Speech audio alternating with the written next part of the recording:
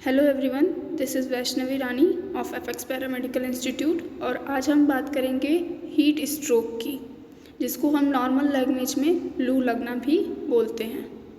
आज हम जानेंगे कि हीट स्ट्रोक होता क्या है, उसके सिम्टम्स क्या क्या हैं, कॉजेज़ क्या क्या हैं, किस कारण होता है वो, और टाइप्स पढ़ेंगे, रिस्क फैक्टर पढ़ेंगे कि क्या क्या कारण हो सकती हैं या क्या क्या रिस्क फैक्टर्स हैं जो कि हीट स्ट्रोक होने की चांसेस हैं। उसके बाद हम पढ़ेंगे प्रिवेंशन, रोकथाम कि कैसे हम हीट स्ट्रोक को प्रिवेंट कर सकते हैं। उसके बाद क्या पढ़ेंगे, हम first aid and management of heat stroke पढ़ेंगे। तो सबसे पहले हम हीट स्ट्रोक की डिफिनेशन के बारे में बात कर लेते हैं। हीट स्ट्रोक को हम सन स्ट्रोक भी बोलते हैं और ये एक हीट रिलेटेड इलनेस है। It occurs when the body becomes unable to control its temperature. जैसा कि यहाँ लिखा है कि जब हमारी बॉडी, जो कि बॉडी टेम्परेचर या बॉडी रेगुलेशन सेंटर क्या होता है, हाइपोथैलेमस, जब हाइपोथैलेमस बॉडी टेम्परेचर को मेंटेन या रेगुलेट करने में अनेबल होती है, तब ये हीट रिलेटेड इलनेस कॉज हो सकता है। जैसा कि हम जानते हैं हमारा नॉर्मल बॉडी टेम्परेचर क्या होता है, 37 डिग्री सेल्सियस, या अगर फ़ारेनहाइट में बात करें तो वो 98.6 डिग्री फ़ारेनहाइट होता है। हीट स्ट्रोक हम कब कहेंगे, जब हमारा ये बॉडी टेम्परेचर रेगुलेशन मैकेनिज़्म जब फेल हो जाता है, जब स्वेटिंग मैकेनिज़्म फेल हो जाती है, तब क्या होता है, हीट स्ट्रोक की चांसेस बढ़ जाती है। जैसा कि it leads to body temperature rises to 160 degree Fahrenheit within 10 to 15 minutes. जैसा कि हमने बताया कि हमारा नॉर्मल बॉडी टेम्परेचर क्या होता है, 98.6 डिग्री फ़ारेनहाइट, और वही टेम्परेचर जब 106 डिग्री फ़ारेनहाइट हो जाता है तो हम उसे हीट स्ट्रोक का नाम देते हैं। अगर हम इसके टाइप्स की बात करें तो ये दो टाइप्स के होते हैं, एक नॉन एक्सर्शनल या क्लासिक, या दूसरा होता है एक्सर्शनल हीट स्ट्रोक। तो अगर हम पहले बात करें नॉन एक्सर्शनल या क्लासिक हीट स्ट्रोक की, तो ये एक ऐसा टाइप ऑफ हीट स्ट्रोक है जिसमें कि अगर हम लंबे समय तक गर्म हवाओं या गर्म मौसम में रहें तो हमें नॉन एक्सर्शनल हीट स्ट्रोक हो सकता है। इसमें जनरली क्या होता है कि जो पर्सन एक्सटर्नल इन्वायरमेंट के अगेंस्ट या उसके रिस्पॉन्स में अपने बॉडी टेम्परेचर को मेंटेन ना कर पाए, तब जो हीट स्ट्रोक होगा, तब जो लू लगना होगा, उसको हम नॉन एक्सर्शनल या क्लासिक हीट स्ट्रोक कहेंगे। दूसरा टाइप है एक्सर्शनल हीट स्ट्रोक। पहले हम बात करते हैं एक्सर्शनल का मतलब होता क्या है। जब हम कोई भी फिज़िकल एक्टिविटी करते हैं या कोई परिश्रम करते हैं, जैसे कोई काम करते हैं फिज़िकली, तो उसे हम एक्सर्शन कहेंगे, ठीक है। तो उसी से रिलेटेड है एक्सर्शनल हीट स्ट्रोक। इसका क्या मतलब है कि जब हमारी कोर बॉडी टेम्परेचर है, जो नॉर्मल मेन जो टेम्परेचर है हमारी बॉडी की 37 डिग्री सेल्सियस, वो बढ़ जाए in hot weather by intense physical activity. इसका मतलब ये है कि हम गर्म हवाओं में या गर्म मौसम में बहुत लंबे समय तक बहुत हार्ड वर्क करें, तो उससे जो लू लगेगा, जो हीट स्ट्रोक होगा, उसे हम एक्सर्शनल हीट स्ट्रोक कहेंगे, ठीक। It usually affect people who are spending time outdoors. ये जनरली किन लोगों को अफेक्ट करता है, जो लंबे समय तक बाहर काम करते हैं या रहते हैं। अब हम बात करेंगे सिम्टम्स की, क्या क्या लक्षण होते हैं हीट स्ट्रोक होने पर। हाई टेम्परेचर, अब हमारे जो बॉडी टेम्परेचर है वो नॉर्मल टेम्परेचर 37 डिग्री सेल्सियस होता है। जब ये 40 डिग्री सेल्सियस से बढ़ जाएगा तो उसको हम क्या बोलेंगे, ये सिम्टम है हीट स्ट्रोक का। नेक्स्ट है नोज़िया एंड वॉमिटिंग। नोज़िया मतलब उल्टी आने की आशंका, वॉमिटिंग मतलब उल्टी हो जाना। सीजर्स मतलब कि झटके आना, जब हमारे बॉडी में डिहाइड्रेशन हो जाएगा, जब पानी की कमी हो जाएगी, तो जाहिर सी बात है जो ब्रेन सेल्स हैं, कहीं ना कहीं हमारे ब्रेन सेल्स डैमेज करेंगे, जिसके कारण हमारा जो ब्रेन है वो झटके देना शुरू करेगा, जिसको हम सीजर्स कहते हैं। नेक्स्ट है प्रोफ्यूज स्वेटिंग। जब हमारा स्वेटिंग मैकेनिज़्म फेल हो जाएगा तो जाहिर सी बात है स्वेटिंग मैकेनिज़्म फेल हो जाएगा। एक कंट्रोल मैनर में स्वेटिंग मैकेनिज़्म होता है। अगर स्वेटिंग मैकेनिज़्म ही फेल हो जाए तो वहाँ प्रोफ्यूज स्वेटिंग होगी, मतलब हैवी स्वेटिंग होगी। फिर क्या है कन्फ्यूज़न। उसके बाद है हॉट ड्राई स्किन। जाहिर सी बात है डिहाइड्रेशन होगा, पानी की कमी होगी हमारे शरीर में, तो जो हमारी स्किन है वो ड्राई हो जाएंगे, सूखेंगे और फटने लगेंगे। नेक्स्ट है फ्लश्ड स्किन। फ्लश्ड स्किन का मतलब जो हमारे स्किन है वो रेड कलर की हो जाएगी। जैसे हम लोग धूप में जो नॉर्मली जाते हैं तो कभी कभी क्या होता है कि धूप के कारण रैशेस या रेड पैचेस पड़ जाते हैं हमारे बॉडी पे। फिर क्या है रैपिड ब्रीदिंग है और लॉस ऑफ कॉन्शियसनेस है। जैसा कि हम फिगर में देख सकते हैं कि क्या क्या सिम्टम्स होती हैं हीट स्ट्रोक में। Anxiety, confusion, skin hot and dry, impaired sweating, listlessness, sodium and potassium depletion. Body temperature जो है 40.6 डिग्री सेल्सियस इंक्रीज़ कर जाएगा।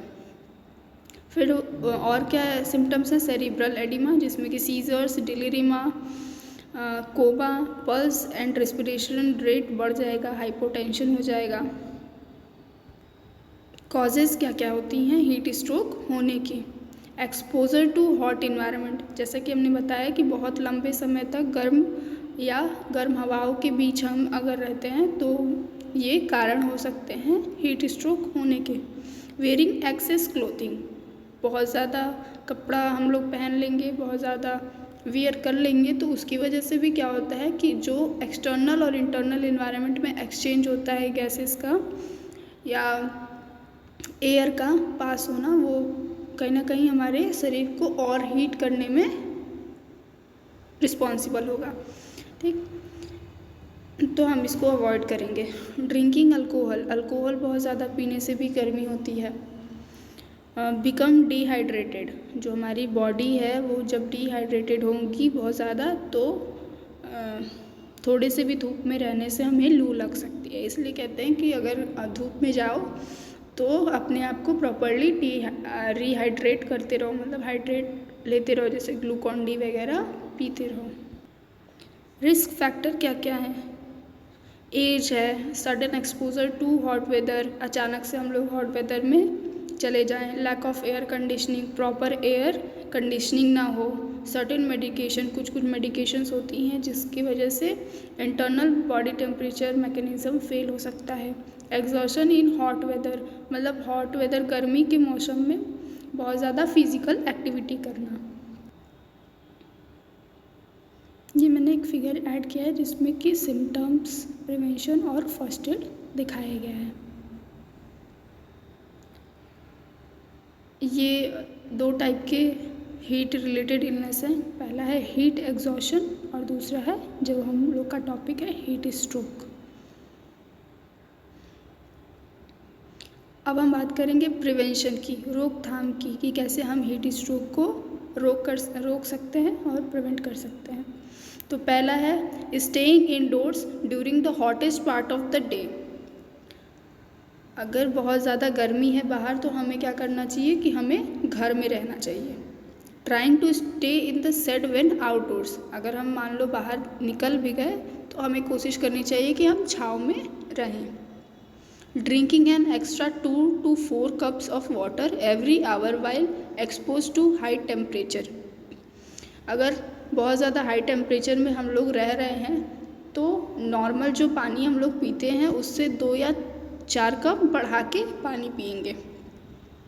नेक्स्ट है taking frequent breaks when working और exercising outdoors on hot days.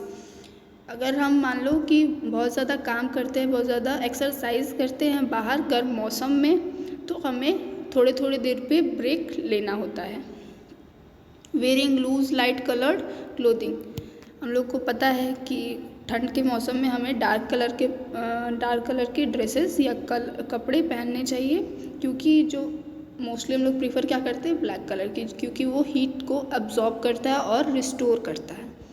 But hot weather में क्या करते हैं, उसका अपोजिट करते हैं, वो लाइट कलर्ड हम लोग क्लोथिंग पहनते हैं और लूज पहनते हैं कि प्रॉपर एयर एक्सचेंज हो पाए बाहर से अंदर। नेक्स्ट है using cooler water for showers and bath. ठंडे ठंडे पानी से हम लोग नहाना और शावर लेना पसंद करेंगे। Wearing a white brimmed hat to shield the face from the sun. जो चौड़े चौड़े हैट होते हैं वो हम लोग वियर करेंगे, जिससे कि डायरेक्ट कांटेक्ट या डायरेक्ट इंटरेक्शन ना हो फेस पे हमारे सन से। Avoiding drinks that dehydrate including those with caffeine और अल्कोहल। हम लोग ऐसे पदार्थ या ऐसे तरल पदार्थ लेना अवॉइड करेंगे जो कि हमारे बॉडी को डिहाइड्रेट करें। Wearing breathable fabrics like cotton rather than synthetic blades. हम लोग कॉटन हम लोग को पहनना चाहिए। कॉटन का फैब्रिक जो भी हल्के, लिनन हो गए, कॉटन हो गए, जो भी हल्के फैब्रिक्स हैं वो हम लोग को पहनना प्रिफर करना चाहिए। Spending part of the day in an air condition place such as mall, library और मूवी थिएटर। हेल्थ कॉम्प्लिकेशंस की बात करें तो इसमें हम हीट स्ट्रोक के कारण क्या क्या हो सकता है, हार्ट डिसफंक्शन हो सकता है, सीएनएस डिसफंक्शन हो सकता है, सेंट्रल नर्वस सिस्टम जो हमारा है वो डिसफंक्शन कर सकता है, वो इम्प्रॉपर वर्क कर सकता है। लीवर सिरोसिस, लीवर हमारी ख़राब हो सकती है। रीनल फेल्योर मतलब किडनी फेल कर सकती है।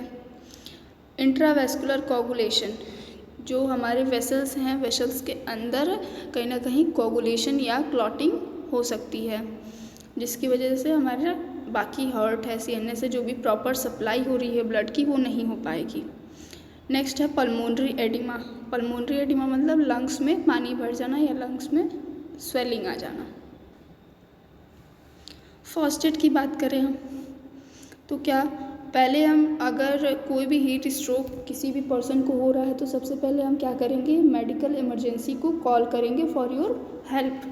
नेक्स्ट है मूव देम टू शेडेड और कूलर एरिया। हम उस इंसान को धूप में से या गर्म जगह से उसको छाँव वाली जगह में या ठंडी जगह में उसको मूव करेंगे। रिमूव आउटर क्लोथिंग, अगर बहुत सारे कपड़े पहन के रखा है तो वो जो भी एक्स्ट्रा क्लोथिंग है उसको रिमूव करेंगे। नेक्स्ट है अप्लाई आइस पैक्स और बाथ विथ कोल्ड और wet cloth on skin, head, neck, armpits and groin और soak the cloth with cool water.